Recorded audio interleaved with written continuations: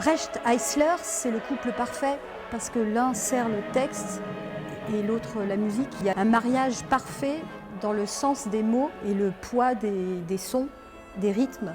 Donc tout est facile quelque part parce que c'est évident que si on défend un texte, ça sera cette musique.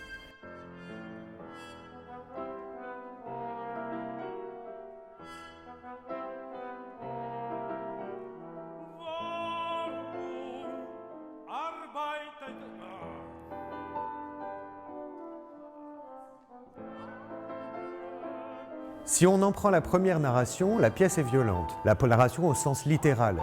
On tue quelqu'un parce qu'on était en danger, il y a une raison, hein, il y a une justification. Mais on regarde ça avec, une conception de la vie humaine primordiale sur toute autre conception de la vie, sociale, collective, qui n'était pas la même en 1929. On mourait pour des idées.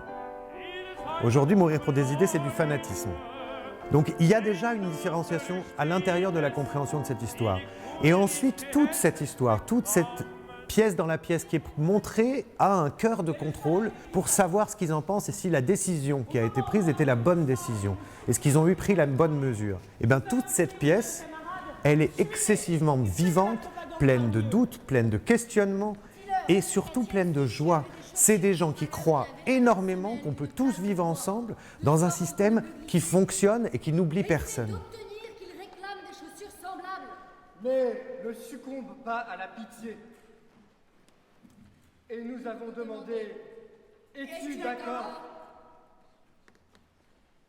Et il était d'accord. Et il s'est dépêché d'y aller. Et tout de suite, il a succombé à la pitié.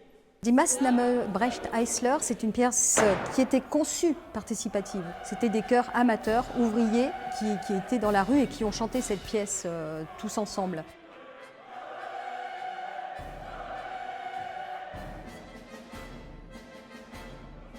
Cette question de soulager la misère immédiatement ou d'essayer de trouver un système collectif qui nous permet de vivre ensemble et que tout le monde s'y porte aussi bien, sans mettre un ennemi contre un autre ou dire c'est la faute à, ce système-là, on le cherche encore et ça c'est pertinent et c'est pertinent encore plus aujourd'hui.